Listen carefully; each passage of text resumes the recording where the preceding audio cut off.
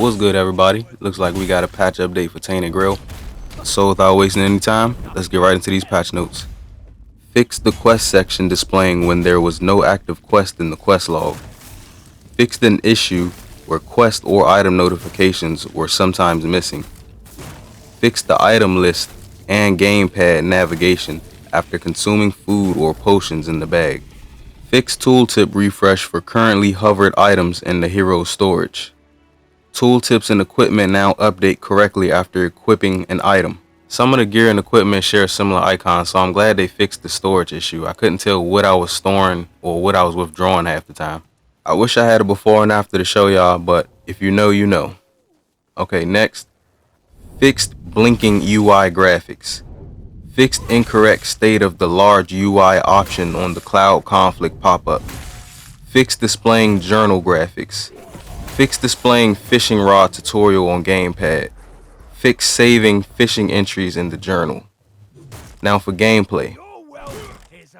Fixed Dalriada Berserkers and Galahads freezing in place after running away from them during combat. Fixed hero summons attacking friendly red priest. Devil Snare and Mandrake plants are now respawning correctly.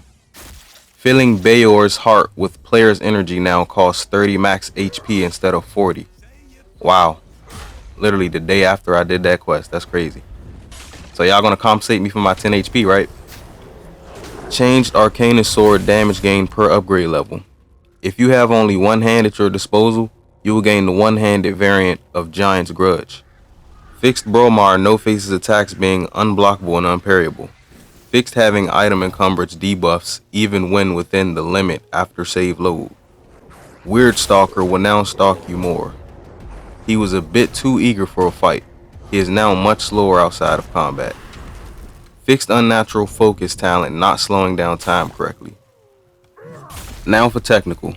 Fixed frequent crash on Xbox and Kunach. Farmland area coming later today. Okay, sounds like new content. Enable QHD 2560 1440 on PS5 coming later today as well.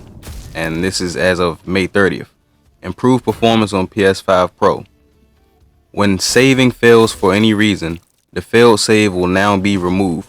Previously, you could load it and play on a corrupted save. Buyback in shops will now store a maximum of 50 items, which will prevent them from downgrading performance. Optimize vegetation in Kunach. Some people were killing enemies a bit too enthusiastically. If you find yourself falling through the world, load a save, it should fix it.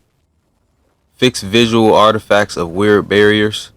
Removed head bobbing that persisted after changing loadouts when sprinting with two-handed weapons.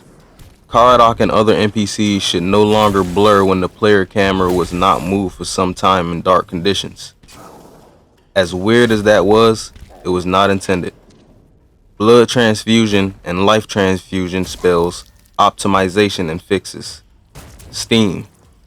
There will now be a warning pop up when the game fails to detect Steam. It says they're working on a migration feature for people who played without Steam. Localization and VO. Added lots of missing Japanese localization, Kunach main story, quest items, etc. A lot of VO added and fixed. Fixed the description for Executioner's Axe and Big Bonk. Raspberries needed for Maggot's quest will now be correctly counted.